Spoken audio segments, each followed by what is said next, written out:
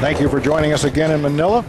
You are watching the World 10-Ball Championship and two great players in the form of Mark Gray and Torsten Hohmann. Torsten Hohmann has just won his first rack, and he will be preparing to come to the table now for his break. And he really needs good results on this break. He certainly doesn't want to turn the table back over to Mark Gray. Torsten also choosing to break from near the center of the table. Copying what Mark has been doing, slotting wing balls, or actually side balls in the side pocket. But unfortunately, it doesn't work for him, and the 9 and the 6 will go down.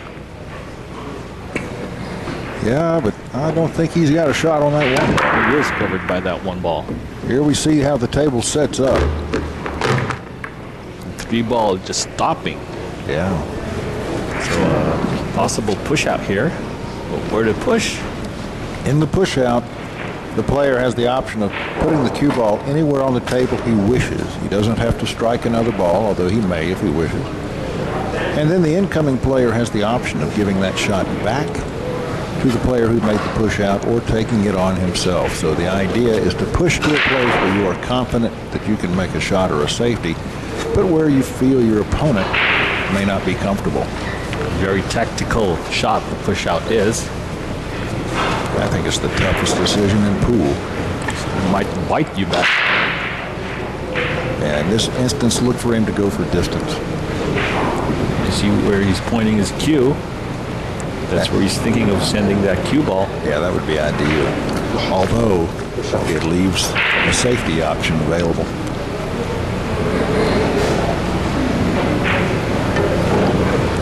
Slow rolling the ball down.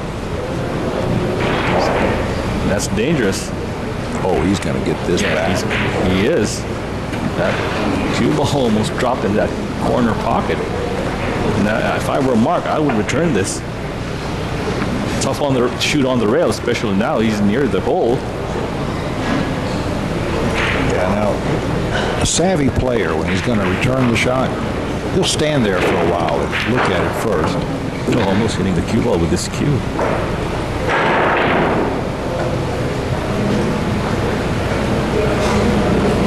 Like he's going to take it, but I think the odds are better if he gives it back. He's looking for a sure thing safety to play. There you go. That's a good acting job there. I doubt it fooled Torsten though. Torsten's got a problem. If he chooses to cut this one in the top left, the scratch will come into play here. But I don't know if it does just, it looks like it does pass the 3, but he'll be playing a safety here. That's no good, I think. It's going to come out.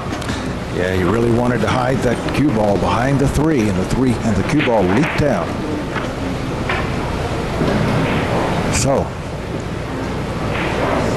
Mark, how do you like these long distance shots?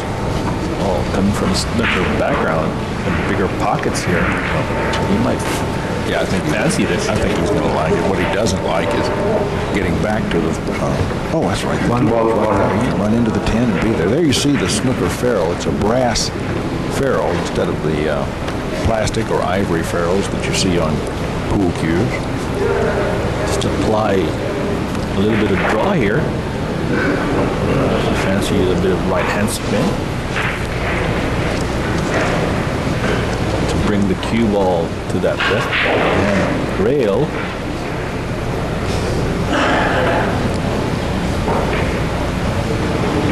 Quite a shot.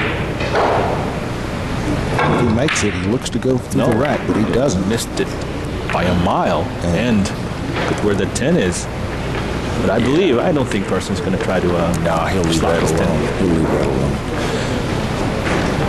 The 1 ball and 2 ball is simple. The 3 ball, 4 ball, 5 ball are all out in the open. His only real problem is the 7 ball, and it's not a huge problem.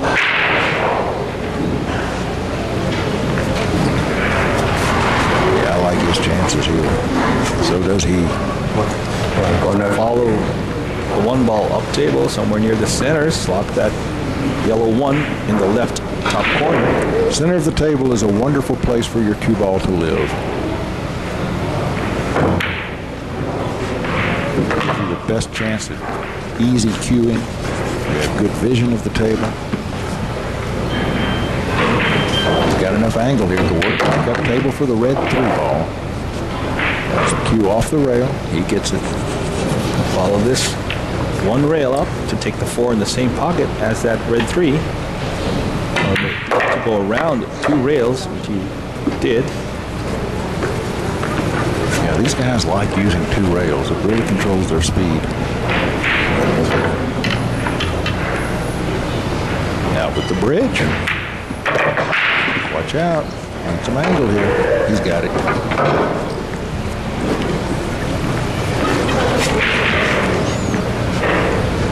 Well, he's only 4 balls away from tying our match. And he'll line in perfectly to take that 7. Top left. Slight draw shot here for the 8 and the 10. Lying in the wings, the side pocket for his taking. You got to make this cue ball travel a little bit further than he would have to if the cue ball would come off the rail another couple of inches. But he should be okay. Oh, what a clever shot. Kissed off the 10 ball. Didn't fancy the 7 in the corner. Well, it allowed him to control his cue ball better. Now just out around the center of the table, and the 10 ball will wait patiently for him. Some shot making here by Thorsten Hohmann, and ties this match up 2-all. Yeah, and you know, momentum now has changed chairs. Mark Gray won the first 2 racks. Thorsten Hohmann's won the last 2 racks. So, things are going a bit more Thorsten's way now with the tie ball game. Here you go. There's a look at the break shot. And that worked real well. 2 balls down. And the rest of the rack. Well, it wasn't that much of a challenge for him. Looking at this shot here, fooling us into thinking he was taking that in the corner, kissing it off the 10 ball, and there we go. That's tied up this match.